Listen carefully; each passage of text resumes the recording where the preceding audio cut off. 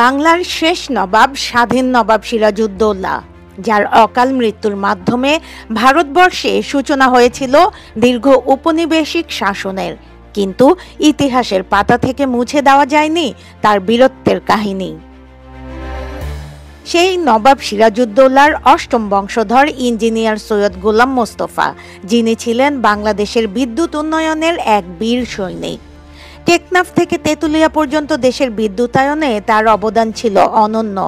বড় কোনো বিপর্যয়ে তার হাতই হতো শেষ ভরসা। আমার আব্বা বিদ্যুৎ উন্নয়ন বোর্ডের বাংলাদেশ বিদ্যুৎ উন্নয়ন বোর্ডের এক্সিকিউটিভ ইঞ্জিনিয়ার ছিলেন। আব্বাকে জাপানিরা এবং যারা বিদেশিদের সাথে আব্বা কাজ করেছেন খুব প্রাউড করতো। তারা বলতো যে তুমি একমাত্র বাংলাদেশি, মানে আমাদের সাথে কাঁধে কাঁধ মিলিয়ে চলো। এবং বাংলাদেশে এখনো বিভিন্ন প্রান্তরে গ্রাম অঞ্চলে বড় বড় টাওয়ার দেখবেন এরশাদের সময়, যেহেতু এরশাদ সরকার রাজনৈতিকভাবে ওইভাবে প্রভাব বিস্তার করতেন না, তো উনি যার কারণে বিদেশিদের সাথে কাজ করে অনেক কিছু করেছেন। যত বড় বড় টাওয়ার দেখেছেন সব আমার আব্বার অবদান, এবং আমার আব্বা বিদ্যুৎ সেক্টরে অনেক বড় কিছু করেছেন। এবং আমার সাথে বিএনপি জামাত ঘরানা যেহেতু আমাদেরকে সাপোর্ট করে, জামাতের কেন্দ্রীয় কৃষি সম্পাদক ডক্টর হারুনুর রশিদ, ওনাকেও বিগত সরকার ষড়যন্ত্রমূলকভাবে হত্যা করেছে। তো ওনার সাথে প্ল্যানিং ছিল, ডক্টর রমিত আজাদ শিক্ষাবিদ, ওনাদের সাথে প্ল্যানিং ছিল যে বিএনপি ক্ষমতায় আসলে, জামাত ক্ষমতায় আসলে আমার আব্বাকে বিদ্যুৎ সেক্টরের একটা গুরুত্বপূর্ণ দায়িত্ব দেবে। দেশের ইতিহাসবিদ, রাজনীতি ও ইতিহাস বিশ্লেষকরা তাকে মনে রেখেছেন একজন সৎ, অকপট ও মানবিক মানুষ হিসেবে। রাষ্ট্রীয় পর্যায়ে তার অবদান প্রাপ্য মর্যাদা পায়নি, এটাও বক্তব্য এই বিশিষ্টজনদের। তারা বংশ পরস্পরায় নবম বংশধর নওয়াবজাদা আলী আব্বাসউদ্দৌলা আজকে আসছেন। ওনার আব্বা অষ্টম বংশধর, উনি অত্যন্ত সজ্জন ব্যক্তি ছিলেন এবং কারোর কাছে নবাবদের যে একটা চারিত্রিক বৈশিষ্ট্য, চারিত্রিক দৃঢ়তা, সেটা ওনার মধ্যে দেখা গিয়েছিল।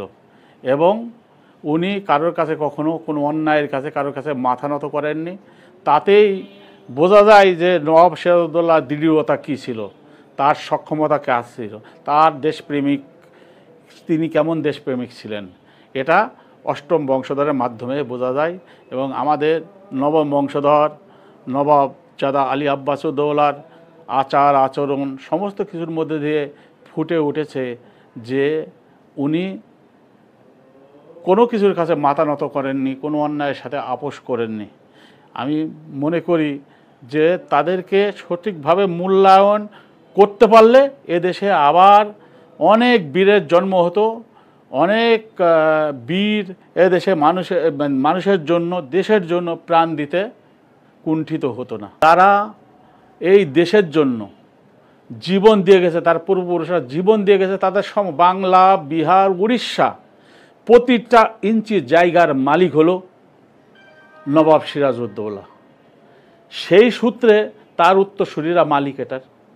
আজ তার অষ্টম পুরুষ, উনি যেভাবে মারা গেছেন, যেহেতু উনি নবাব, উনি কোনো অন্যায়ের কাছে আপোষ করেননি, কারোর সাহায্য প্রার্থনা করেননি। কিন্তু আমাদের কর্তব্য ছিল যে তাকে সর্বতভাবে সহযোগিতা করা। বাংলাদেশের জন্য অক্লান্ত পরিশ্রম করা এই মানুষটি ইঞ্জিনিয়ার সৈয়দ গোলাম মোস্তফা জীবদ্দশায় বাংলার মানুষের জন্য বলে গিয়েছিলেন তার নবম বংশধর ছেলে আব্বাসউদ্দৌলাকে যেন বাংলার মানুষ মূল্যায়ন করেন রাষ্ট্রীয়ভাবে। আমি খুবই অসুস্থ আছি, হাসপাতালে আসবে, আগে আমার দেখাশোনা করতেছে। আরও ছেলে মেয়ে আছে, কিন্তু আরও বেশি। আপনি দোয়া করেন, আপনারা মুরব্বী মানুষ নাকি মুরব্বী না জানি না, আজকের দিকে খেয়াল রাখবেন। আজকে যাতে একটা পারমানেন্ট একটা জব, ইনকাম সোর্স হয়ে যায়, ওই দিকে একটু খেয়াল রাখবেন। খোদা হাফেজ। বাংলার জন্য জীবন দিয়েছিল নবাব সিরাজউদ্দৌলা। আবার বাংলাদেশের জন্য কাজ করে এই বাংলার মাটিতেই মৃত্যুবরণ করেছেন সিরাজউদ্দৌলার অষ্টম বংশধর ইঞ্জিনিয়ার সৈয়দ গোলাম মোস্তফা। তার শেষ ইচ্ছা অনুযায়ী আমাদের কাজ করতে হবে এই বাংলাতেই লড়াই করে যাওয়া নবাবের নবম বংশধর নবাবজাদা আলী আব্বাসউদ্দৌলার জন্য। কিন্তু প্রশ্ন থেকে যায়, ইঞ্জিনিয়ার গোলাম মোস্তফার মৃত্যু কি সত্যিই স্বাভাবিক ছিল? তার মৃত্যুর পেছনের অজানা কাহিনী জানব এই ভিডিওর দ্বিতীয় পর্বে। ফারহানা নীলা, সারাবাংলা.net, ঢাকা।